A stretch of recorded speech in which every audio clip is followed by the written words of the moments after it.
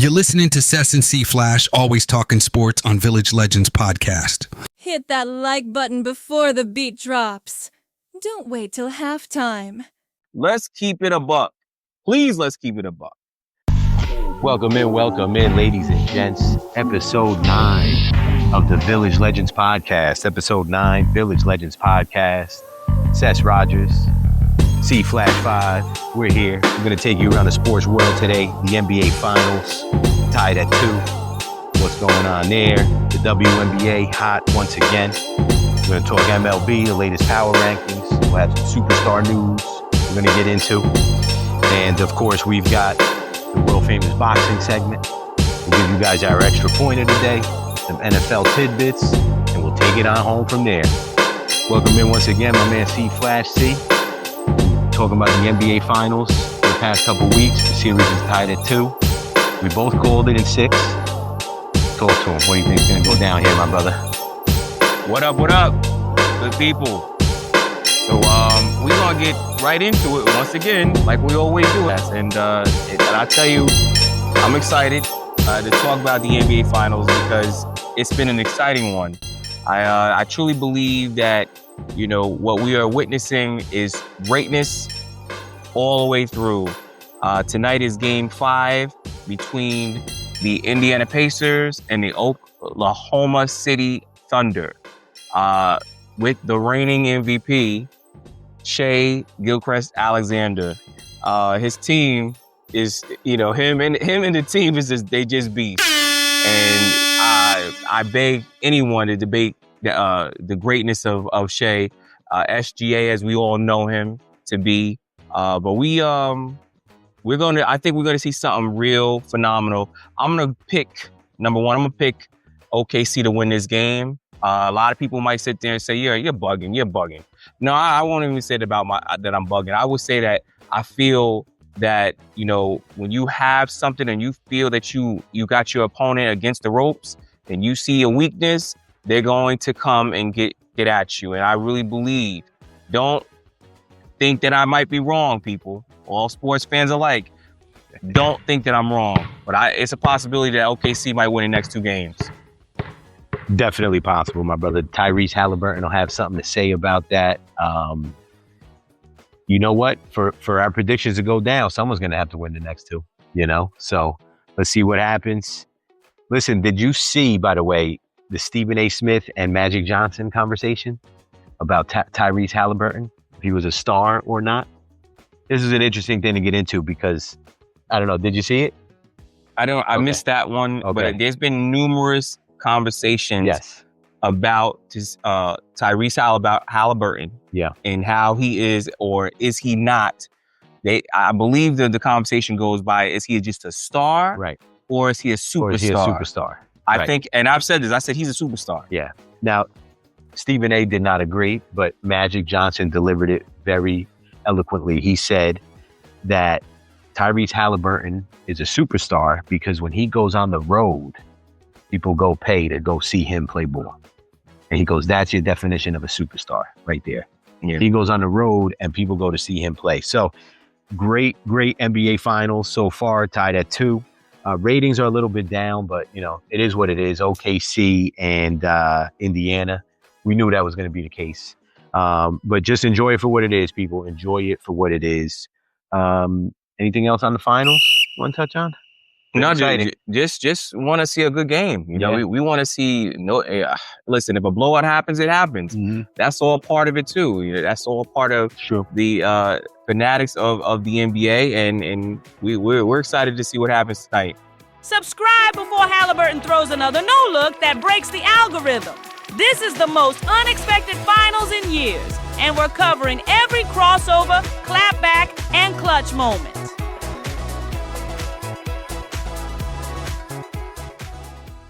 You know, let's get it popping. Let's go. We ready. What's going on with our Knicks?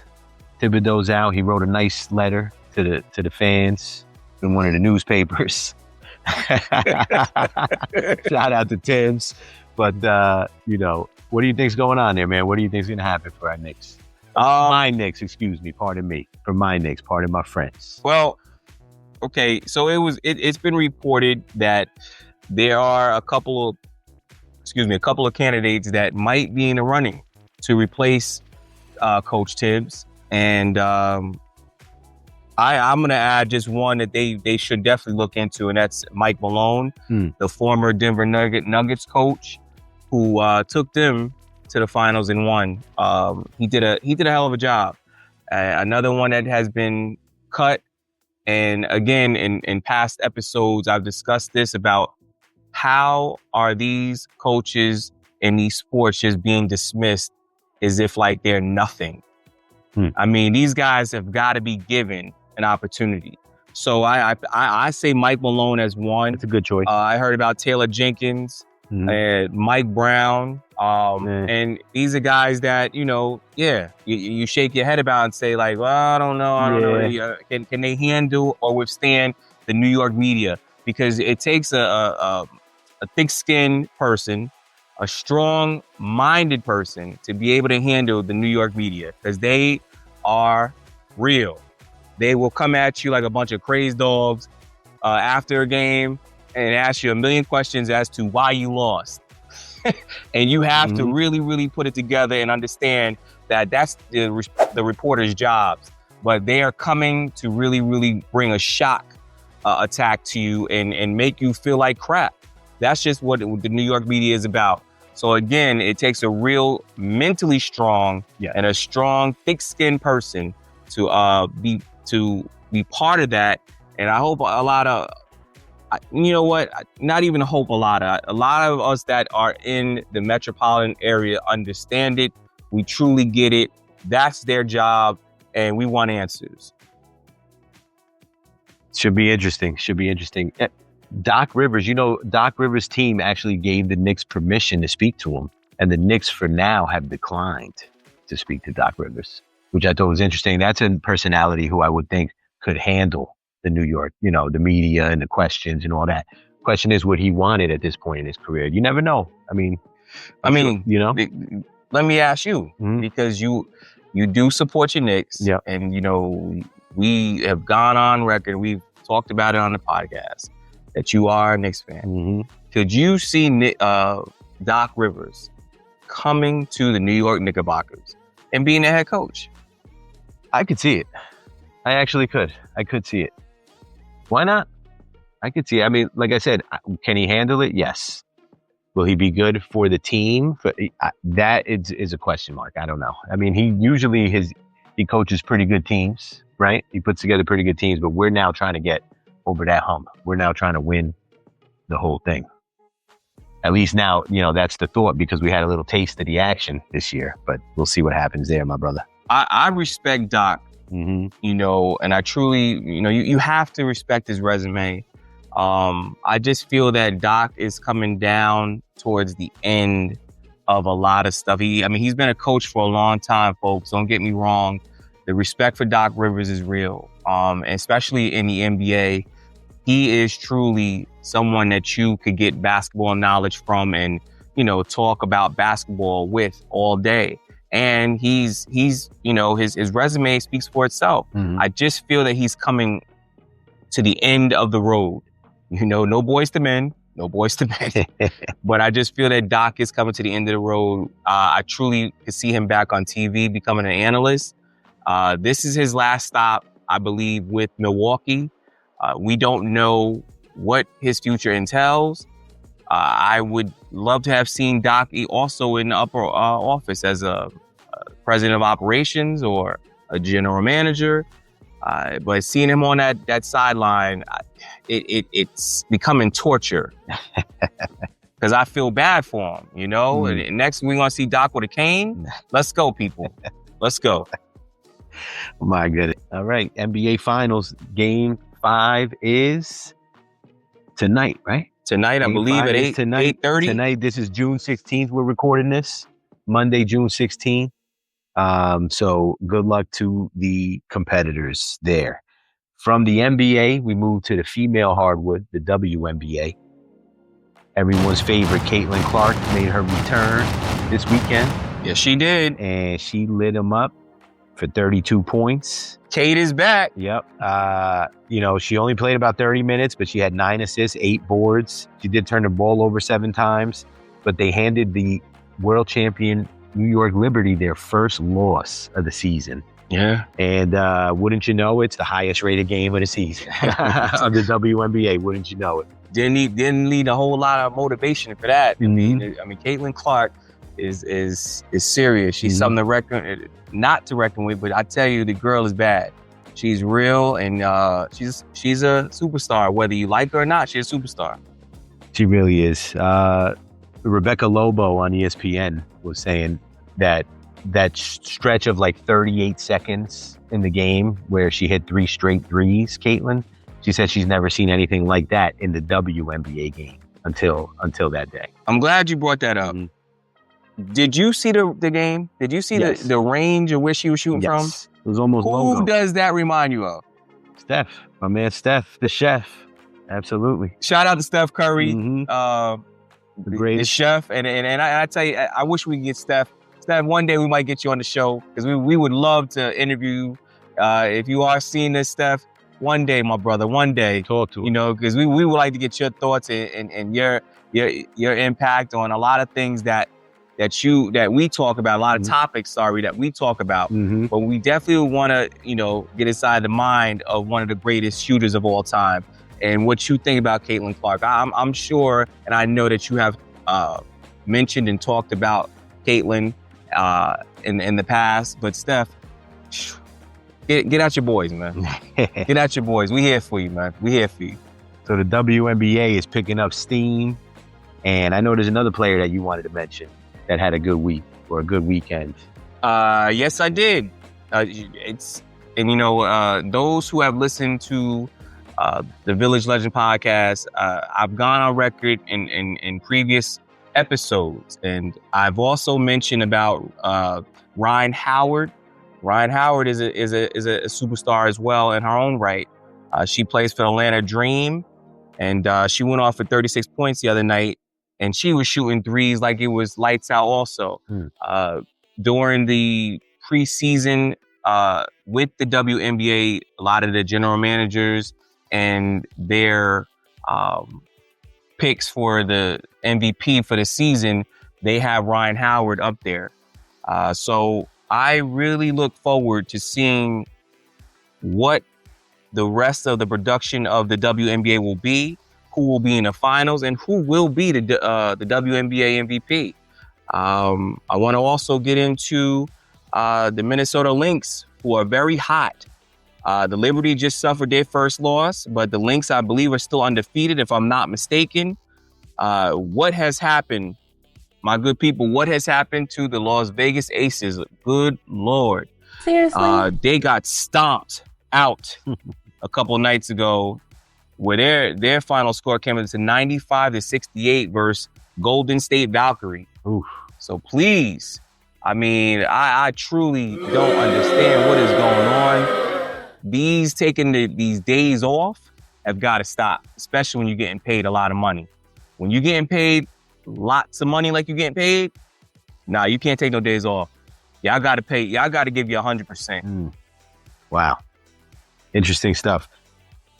In that same vein, let me just break it down for you this way. I'll give you real quick the top 5 scorers in the league right now coming into this weekend. Speaking of those Minnesota Lynx, they call her MPC, Nafisha Collier, 26.1 points per game. All right. Alicia Gray, number 2.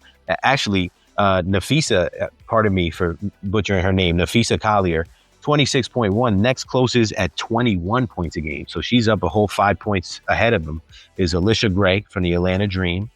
In 3rd and 4th place, respectively, 3-time MVP Asia Wilson and Kelsey Plum, my girl from the Sparks, at 20.9 points a game.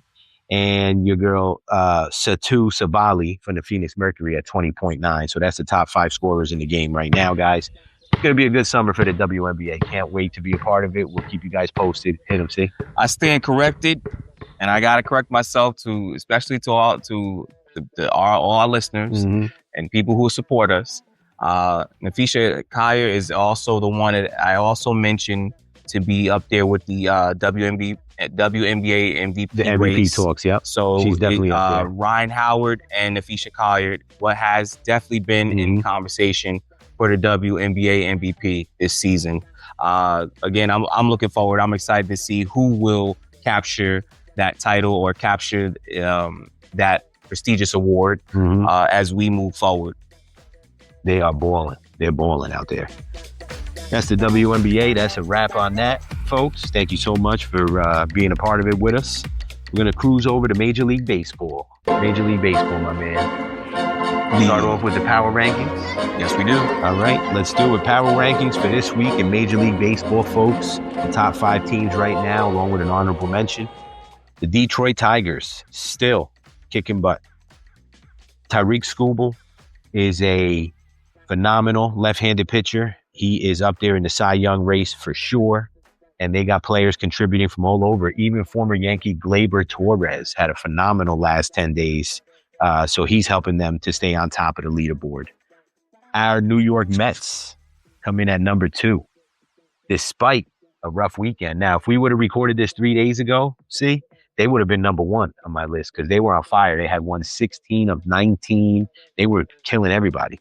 But unfortunately, the Tampa Bay Rays came to town. Yes. Swept us right out. They swept us right out. And real quick, Seth, I have to go and just say that I was at that game yesterday, and to all our Mets lovers and me and my man Seth, we love our Mets. Yep. You know, we ride or die the Mets. It was crushing to see that we got swept by the Tampa Bay Devil Rays. They're not to say that they're a terrible team, but after watching what I've seen yesterday, the New York Mets are exhausted. I hope manager Mendoza is able to put something together. We have the roster. Believe me, folks, just because we got swept, it is not over. We just need rest. The star players need rest. Yeah, we'll be all right. Our boys, Lindor, Soto, even McNeil now is up there. Yeah. And Alonso are all up in the league leaders in OPS, so that's awesome for them. The Yankees take the 3 spot this week of the power rankings. Aaron Judge, of course, being Aaron Judge, he has homered in his last 5 games. Also did strike out 12 times this weekend, though. Damn. So, lowering his average to 378. So he's struggling a little bit at 378. Did strike out 12 times this weekend.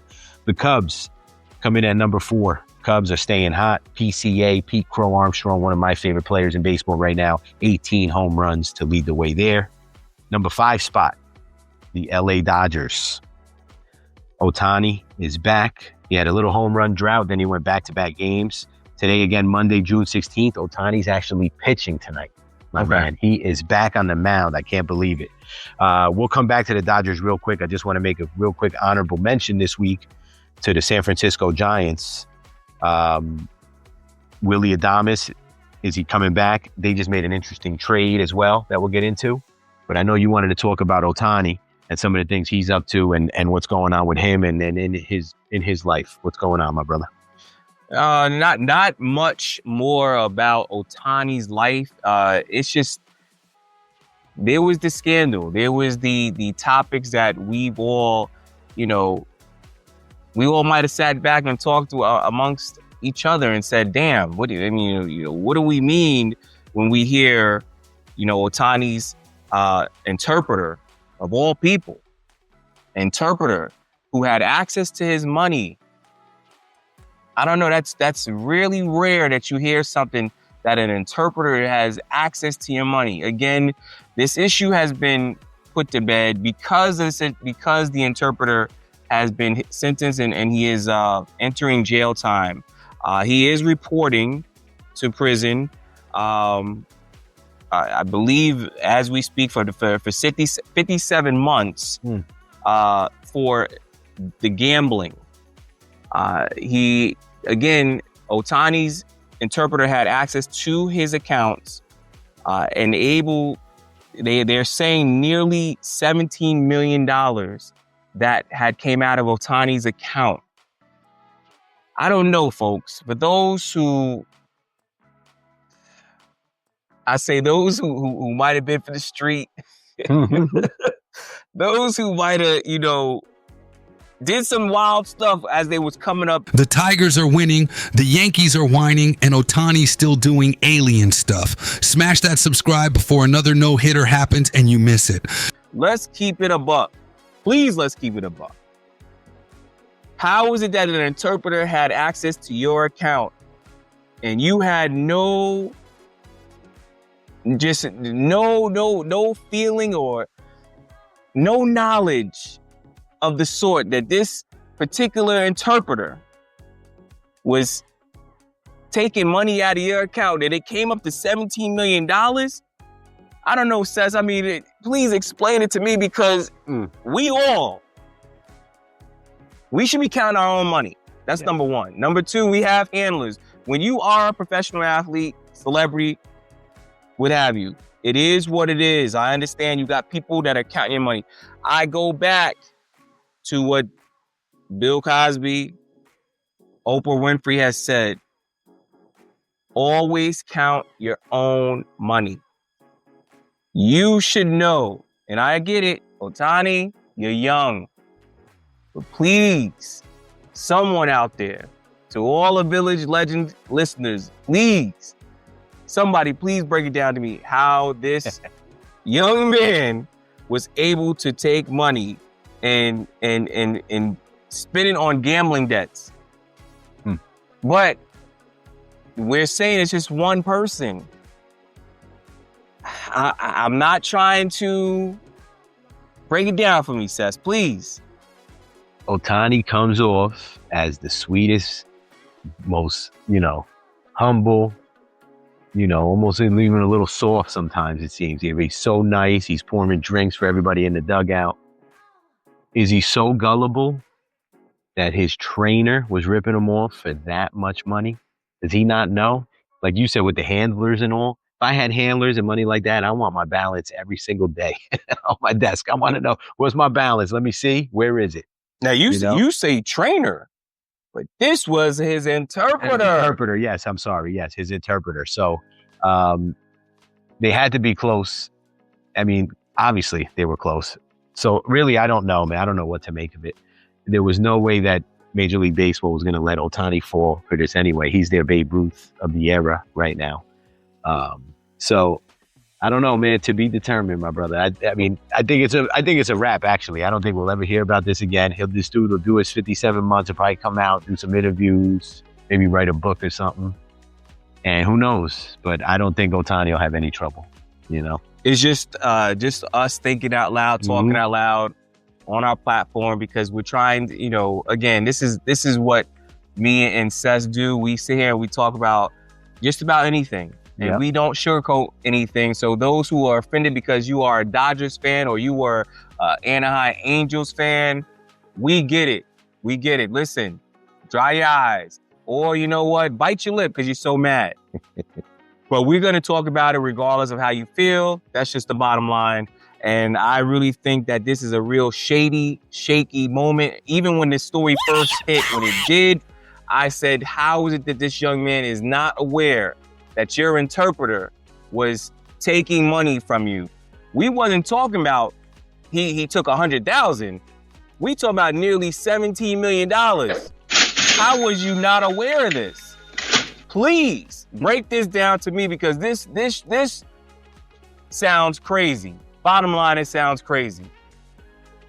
Crazy indeed. Crazy indeed. We will see where that ends up, my brother. We will see where that ends up. We did mention the San Francisco Giants, and your man Buster Posey made a significant move. Buster only. No. Buster Posey. Oh, Buster San Posey. Francisco Giants. Oh, yes. Executive. Yes, he's the executive. Yes, now. sir. Sorry. Your man made his first big move. At least in my opinion, at his time in San Francisco. Smart move. Yes, he did. He traded for what some consider a top 10 hitter in baseball, Boston Red Sox slugger Rafael Devers. Rafael Devers just finalized today, folks, going to the Giants for hard-throwing relief pitcher Jordan Hicks, throws about 100 miles an hour. Prospects James Tibbs III and Joe Bello, and Kyle Harrison as well. Now, there was talk of what led the Red Sox to trade this guy, to trade Rafael Devers, because everybody thought he was the guy they were going to kind of build around him. He was like an MVP candidate every year. But the rumors have it, I mean, the Red Sox signed Alex Bregman from the Astros in the offseason. And Alex Bregman, of course, is a third baseman. Correct. So Devers felt some type of way. And he demanded to still play third base and not DH. And they gave him what he wanted for the most part. But then they had an incident where their first baseman, who's a great young player, Tristan Casas, got hurt for the season. And they asked Devers to play first base. And the rumor is that he said, I can't do it. So, can you imagine? And so the GM said enough is enough. And he made some phone calls. And the next thing you know, he's being traded to the San Francisco Giants. Now, says once again, real quick, Devers he got an extension, correct? Devers got an extension recently. Yes, he did. And how much was that extension, my brother? I don't have it in front of me. I'm not sure. I could get that for you. I believe it was definitely over $200 million, correct? I'm sure it was, yeah. So if someone told you to play left, to play right, to play center, to play shortstop, to play third, to play second, to play first, to play catcher, is your first answer to say no? My first answer is not to say no, but there is a but for me. And I'm not saying Devers is this type of player, but do you tell Willie Mays in his prime to go play first base? Do you tell, I don't know, do you tell Don Mattingly, even though he did it, he played third base, but do you tell a guy who's in his prime, who's got a position on lock? I'm saying it's okay. I get it. And I think you're right. Ultimately, I would say, yeah, put me wherever you want, coach. But you're paying me this many $1 million because I'm a slugging third baseman, not because I'm a slugging, a left fielder or, you know what I'm saying? So it's not as easy as cut and dry as that. I do understand what you're saying. But, look at A-Rod. A-Rod said, all right, I will move to third base for He's a prime example of what we're talking about. Yes. If Alex Rodriguez could swallow his pride and say, hey, I will play third base. Yep. Then that's an open gate to every Major League Baseball player who is a superstar to say, hey, let me just attempt it and see if it works. I will not say no, sir. Right. Because I'm getting paid by this organization that has made me a rich, rich man. Right. He could have said, look at my numbers and look at Jeter's numbers. I should be the shortstop. Yeah. He did. He said, nah, let me put my ego aside. Yes. And I'll play third. And they won a championship. And multiple, I believe. Didn't he win a couple with the Yankees? And yes, he did. And you know what? You said the number one key thing, Sess. Ego. The ego puts you in a box where you are looked at as a selfish player. It's about team. Yep. It's about team. For sure, brother. For sure. What do you think? That sounds like that was a pretty good extra point right there, don't you think? You know. Let's go. Folks, you know what that means. You hear that bell? That's that boxing bell. Let's do it. So here we go. We're going to jump right into the boxing world, my good people. And we're going to talk about some good stuff. Boxing is, again, those who know Village Legends podcast and what we talk about to the week to week. Boxing is what I love to discuss. It is a mess right now. It is truly a mess, but we're going to get into it real quick. This past weekend, we want to give a shout out to Richardson Hitchens for defending his IBF super lightweight title. And he did it in charismatic and special punishing form with a TKO over George Kambosos Jr.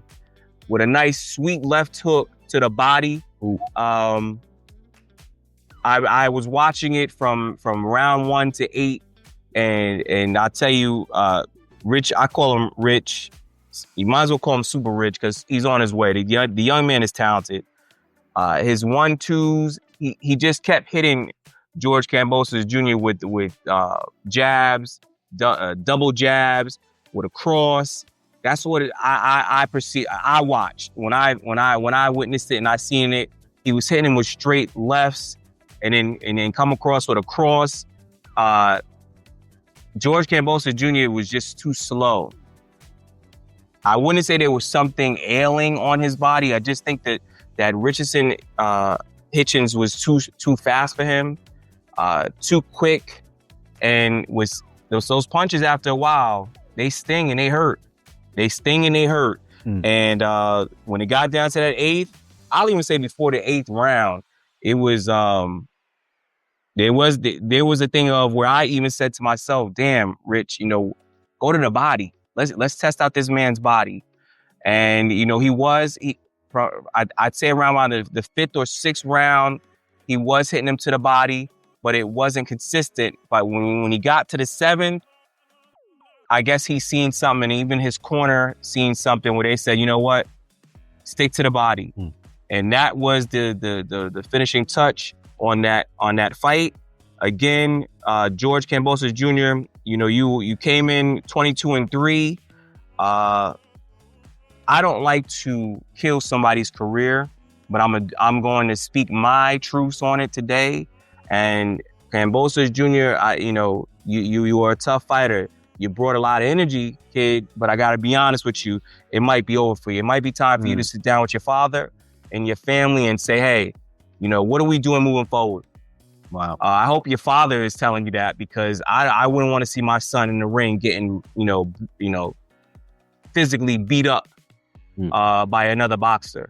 So I wish you well, George, and I really think that you really should consider hanging up the gloves. Wow, my dude, because I think it might be over for you. Strong words there. How old is he, George? I don't want to come out and say his age, because I want that to be an accurate statement. But if I go by watching that fight, he looked like a damn 40-year-old washed up boxer. Wow. Real fans don't wait for the judges. Tap that like and subscribe now. Might be time, Georgie. I will say this also, another bell ringer, and I'm trying to be nice and be professional about this, because this kid right here was the one that I really was picking to really go a little bit further, and that's Keyshawn Davis. I have mixed emotions about this, because Keyshawn Davis is a talented fighter. Him and as we know on record, him and Shakur Stevenson have a close relationship. Him and Terrence Crawford have a close relationship, and these guys, this kid right here was really on his way to bringing on the big fights to his path.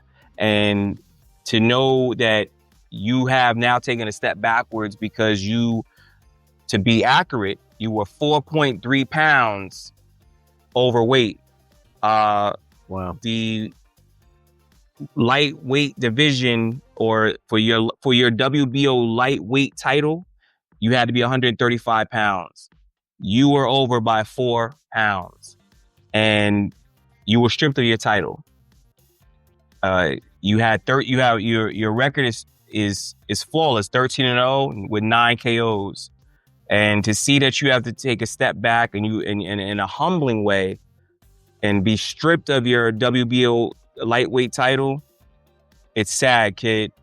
You were supposed to fight Edwin Del Santos, who fought Shakur, and I think you really would have did some really serious damage to this guy. Not to say that Del Santos is a bad fighter, because he's not. He's a tough fighter, but I just feel that he's showing you come with a different, you come differently when you get in that ring. Your talent is somebody. I don't want to compare your talent to anyone else with any of the young fighters, but I do know you are representing Norfolk, Virginia, and you are a special talent. I believe you did fight in the Olympics as well, but it's just sad to see that you took a step back, but it's not over. Get yourself focused, get yourself back on track, and let's make big things happen for you. You know, you still got it. This is just a setback. You didn't lose. You just lost your belt because of you not being strict with yourself, being real with yourself, and staying focused. That's the word I was truly looking for, was you should have been focused. And you were not focused at all. A lot of these young boxers, again, y'all have, you have all of this in the palm of your hands. The future is in your hands. Let's get it together, guys. Let's get it together. Y'all looking real sloppy, y'all looking real sad. But at the end of the day, stay what was made you hungry. Don't lose your hunger. One more thing with Keyshawn. Keyshawn, you had Tank in your sights, you had Teofimo, and you had Devin Haney. So therefore, to let you know, that setback really did kill you, young man. Again, stay focused. The NFL, my brother, I know we got some contract news and rumors to discuss. Take it away, brother. Well, let's talk about it. So with the NFL, you know, I want to go to the person who actually set the bar, and this is a Pro Bowler with the Cleveland Browns, Myles Garrett. I believe he had signed either early this year, maybe in January, or it was in December. Do not quote me on this, but I do know that he had signed an extension because he was looking towards a retirement. There was a lot of things going on with Myles Garrett where he just, and I don't blame him. NFL world, I do not blame this man. He wants to win. The NFL stands for not for long. That's right. Anyone who knows the NFL is, you got to win today. You got to win in that year because you don't know if your career can be taken from you the next year or in that season. You could be done. So Myles Garrett set the bar for defensive players with a whopping 4-year, $160 million deal, okay, where he is receiving $123 million guaranteed. So here you have the Micah Parsons of the Dallas Cowboys, who's seeking $200 million. $200 million. Wow. That lets you know where we're at with the NFL. These players today are getting and breaking. They're getting and they're breaking the bank. TJ Watt, who also is coming off the final year of his 4-year contract with the Steelers at $112 million, he's seeking a whopping extension. But it's right at this point, we can't discuss it. He's keeping it private, which I respect professionally. TJ, I respect you professionally. Micah Parsons, matter of fact, this is the thing that we will debate this, and I'm here with my man Sess. Talk to him. How are these guys seeking all this money if they have no championships? They have no hardware. Please explain it to me. Please explain it to me. It's just the way of the world, man. That's the NFL. They know these teams have money. They know they want their services, and they'll go to the highest bidder, man. It's just the way of the world, I guess. I don't know. I mean, who was the last player? I mean, where is the mentality of championships? Like, I want to hear a player come out and say, I want to win a championship. I don't need 200 mil. Give me 120 mil and go with that other 80 and go get me a quarterback or go get me this or go get me that. You don't see that in the NFL, man. Sess, nobody is talking about it at all. Like, we come from an era where it was about your legacy. Yep. Money, okay, money's good. It's good. But these guys wanted to earn being put in the Hall of Fame. Absolutely. How are we paying these men that are playing in the professional sports today? That's all they see is the dollar signs. But they're not worried about their legacy. I am annoyed by it. I think a lot of sport fans should be annoyed as well. I hear it in your because voice. it doesn't make a bit of sense how it's just about $1. What have you done for me lately? Indeed. Shout out to Jody Watley. You know? Throw a little sample, Jody Watley sample in there. That'd be great. They'd probably cut us off the trademark, copyright. Yes, sir. What else we got? NFL. It's crazy. I'm sorry. Was it what? I stand corrected. Was it Jody Watley or Janet Jackson? Oh, what have you done for me lately? Yeah. It's Janet Jackson, bro. That Come on was now. Janet Jackson. I Come on, stand man. corrected, my Village Legends listeners. Once again, I bumped my head. You know, but that's what I do. I'm not perfect. He bumps his head, folks. You know, I love my music, but I picked the wrong artist. So therefore, Janet, we pay homage to you, of course, always. Of course. Love Janet Jackson. Awesome. Being that we're still in the NFL, I want to, talk about just recent news that I'm sure people who are sport fans alike, who truly follow sports on a daily basis, you are pretty much aware of, and should we be talking about this? For those who were a fan of him, and he, believe it or not, he is a future Hall of Famer, folks. Antonio Brown. I want to bring this up, and I want to bring it up in a light way. He had a warrant out for his arrest for supposedly attempted murder charges. According to Antonio Brown, he has said he was jumped and almost robbed at an event. I don't understand. There's more to this story as it's being investigated, so I'm not going to go too far into it, nor is my man Sess. Yep. We are just reporting the news that we see or that comes to our sources. And Antonio Brown, we don't know what is going on, but we wish you well in your future. AB, you were one of the best receivers in football at one time, and we just don't want to see y'all go down this road.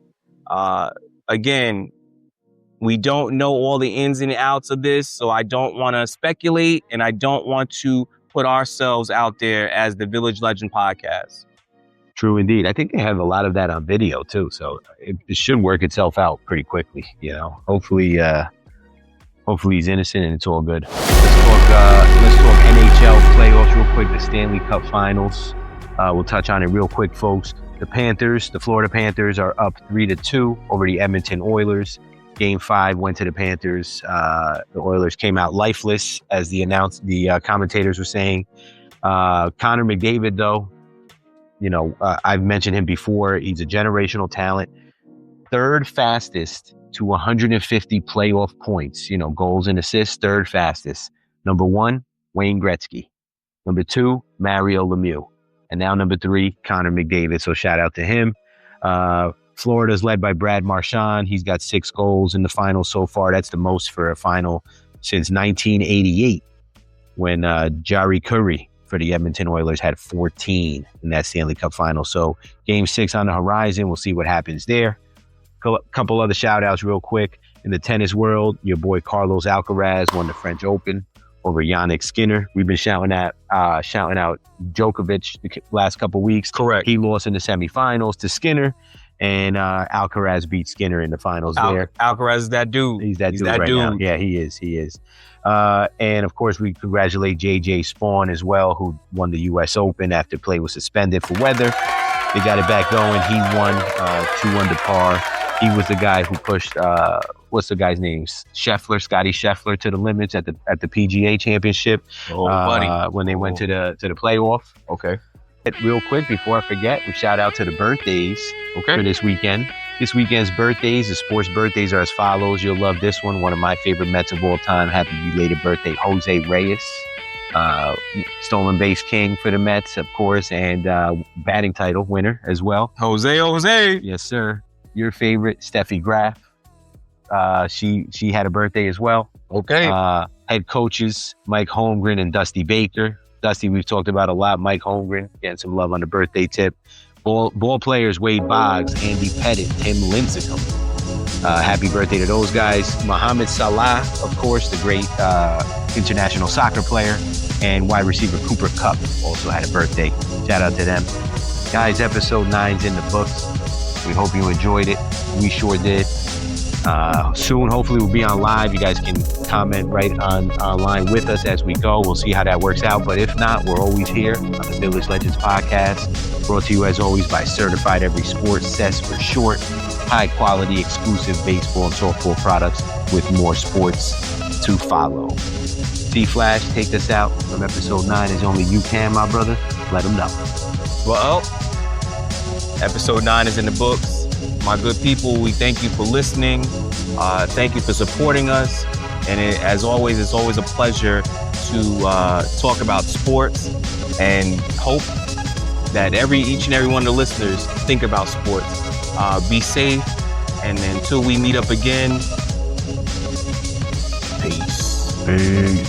Thanks for joining Village Legends with Cess and C-Flash. Miss a moment and you miss a meme. Hit that subscribe and notification button before your team gets swept.